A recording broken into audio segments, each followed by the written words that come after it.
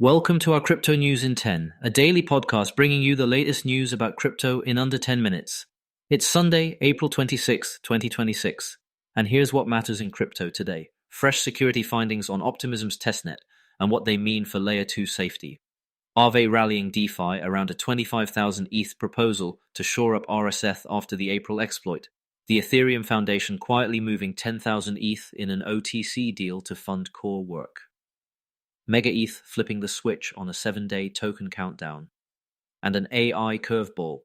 DeepSeek delaying its next model to tune for Chinese chips, and why that could ripple into crypto compute and mining. Let's start with security, because that's where trust begins in crypto. Off-Chain Labs, the team behind Arbitrum, says it found two serious vulnerabilities in Optimism's proposed fraud-proof system during a testnet run. In plain English, a bad actor might have been able to push a fraudulent claim through or stall an honest claim at the dispute stage, threatening both safety and liveness. Optimism responded that a concurrent Sherlock audit didn't find a bypass of safety mechanisms, and they publicly thanked Off-Chain Labs for the early disclosure. It's a good reminder that adversarial testing between rivals can still make the whole ecosystem safer. Traders took notice. The OP token slipped about 5% intraday as the headlines landed. Source: The Defiant. Next up, a tangible industry response to April's restaking shock.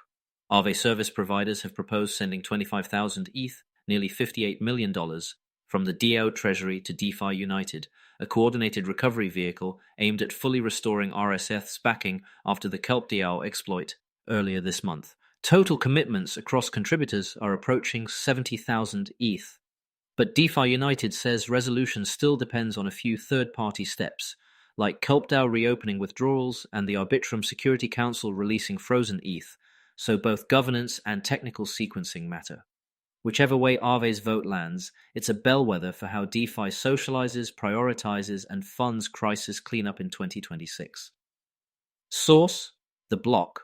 Staying with big balance sheet moves, the Ethereum Foundation confirmed it sold 10,000 ETH via an over-the-counter trade to BitMNR at about $2,387 per coin.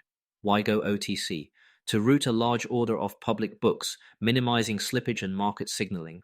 The foundation framed it as routine treasury management to fund protocol R&D, ecosystem development, and grants, similar to a 5,000 ETH OTC sale in March. Reactions were split. Some worry about sell pressure, others prefer transparent, scheduled funding. The through line is predictability. Public goods need recurring budgets. Sources: The Defiant and KuCoin News. Before we continue, here's a message from our sponsors. Need elite developers fast? Elite Coders connects you with rigorously vetted senior engineers in 24 to 48 hours.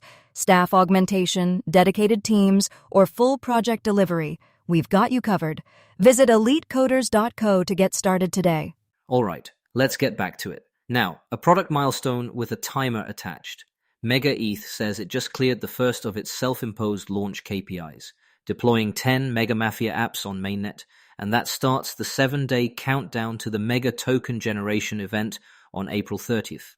According to its public dashboard, the other two KPIs, a $500 million USDM circulation threshold and a fees-based activity target, aren't hit yet, but the rules only require one KPI to trigger the clock. Tokenomics callouts, a 10 billion fixed supply, with roughly 53% slated for staking rewards tied to performance goals, plus a vesting mix for investors, the team, and the community. If you're watching secondary markets, pre-market perps are pricing Mega well below last fall's peak. So mind the gap between narrative and order books. Source: The Defiant. And finally, an AI headline with crypto implications. Bloomberg reports that DeepSeek postponed the release of its V4 model to re-engineer the stack around Huawei's Ascend chips, a deeper pivot to China's domestic silicon amid tighter access to foreign hardware. That's squarely an AI story, but it matters for crypto, because GPU and accelerator supply is already a tug-of-war between AI inference, training, and high-performance computing, including decentralized GPU networks and miners exploring AI workloads. If Chinese AI workloads migrate further to homegrown accelerators, global demand could reshuffle again, affecting costs and availability for tokenized compute projects, proof of useful work experiments, and even miners' side hustles. Keep an eye on where the racks go. Capital follows.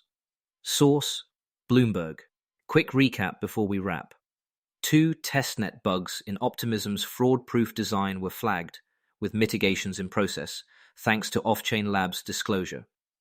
Aave's DAO is weighing a 25,000 ETH contribution to a cross-protocol rescue fund for RSETH.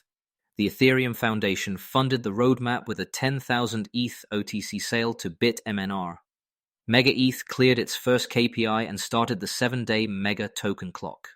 And DeepSeek's V4 delay to tune for Huawei chips is a fresh reminder that AI and crypto now share the same supply chains, silicon and power. That's your Sunday slate. See you tomorrow. Thanks for listening, and see you tomorrow.